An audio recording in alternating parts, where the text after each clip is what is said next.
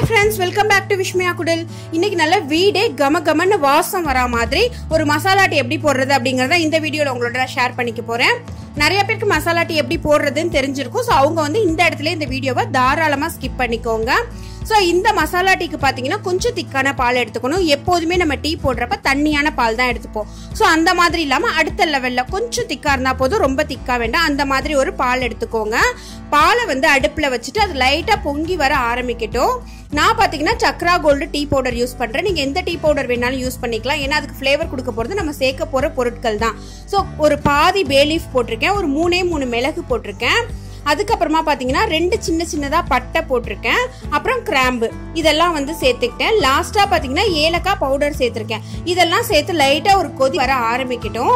அதுக்கப்புறமா நம்ம என்ன பொருள் சேர்க்க போறோம் அப்படிங்கறத நான் சொல்றேன். இப்ப பாத்தீங்கன்னா லைட்டா கொதி வர ஆரம்பிச்சிடுச்சு. சோ நான் தட்டி வச்சிருக்கேன் இஞ்சி, 1 இன்ச் அளவுக்கு இஞ்சி சேர்த்துக்கிட்டேன். அதுக்கப்புறமா நம்ம லாஸ்டா சேர்க்க போற பொருள் பாத்தீங்கன்னா நான் வீட்லயே ரெடி பண்ணி வச்சிருக்கேன் வெள்ளை சிரப்பு தான். இது எப்படி செய்யறது அப்படின்னு சொல்லிட்டு என்கிட்ட ஃப்ரீக்வெண்டா நிறைய பேர் கேட்டுட்டே இருந்தீங்க. நான் ஆல்ரெடியே வீடியோ போட்டிருக்கேங்க. அதோட லிங்க் வந்து உங்களுக்கு கீழே கொடுக்குறேன், நீங்க போய் செக் பண்ணிக்கலாம்.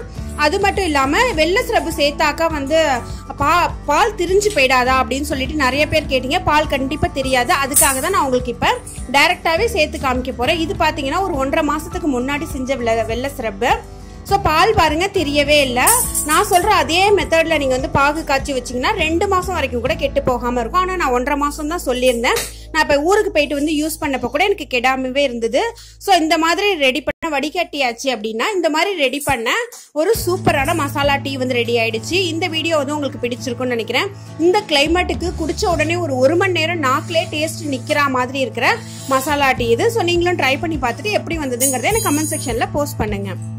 Thank you friends, bye.